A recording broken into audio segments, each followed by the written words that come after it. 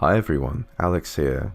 The Retroid Pocket 3 has its own page now, and it looks like pre-orders are going to be starting tomorrow on Friday the 5th of August.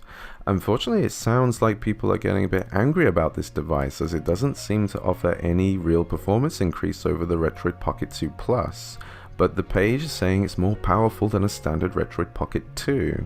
So I guess they want to make it sound like it's a bigger upgrade than it actually is, but anyone who is more familiar with the Retroid Pocket 2 Plus probably isn't going to see any real performance increase over this device.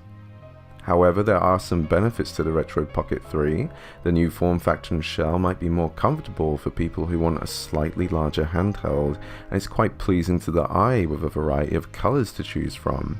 The Retroid Pocket 3 will have L3 and R3 buttons, even though emulating the consoles that actually use those buttons will be average at best. But it's nice to have more mappable buttons in case you want, say, rewind or fast forward, and so on.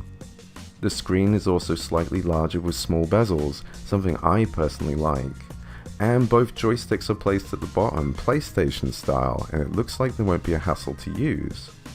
There's no information on when exactly they'll be shipping yet, but for $120 you actually get a solid retro handheld here that should go up to PlayStation 1, PSP and Dreamcast, with potentially a small selection of games playable on the GameCube and PlayStation 2.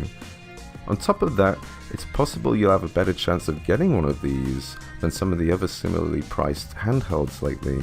If you've been waiting on an Odin but don't care for GameCube or PS2 emulation, then I think this will be a really solid handheld to have, and one I'd actually prefer over the Retroid Pocket 2 Plus, especially when you consider PSP and Game Boy Advance games which have a wider screen, and this is the device that could actually make those look a lot better compared to the Retroid Pocket 2.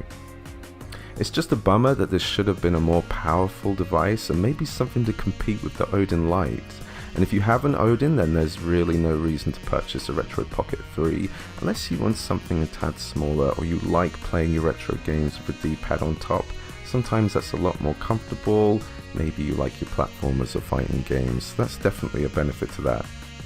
Alright, I just wanted to give you a heads up on that. Pre-orders go tomorrow, so give it a look, and if you like it, then get a pre-order and you might be able to get one of these devices ahead of, say, an Odin. Perhaps you're waiting for an Odin and you're getting tired and you want to play something soon.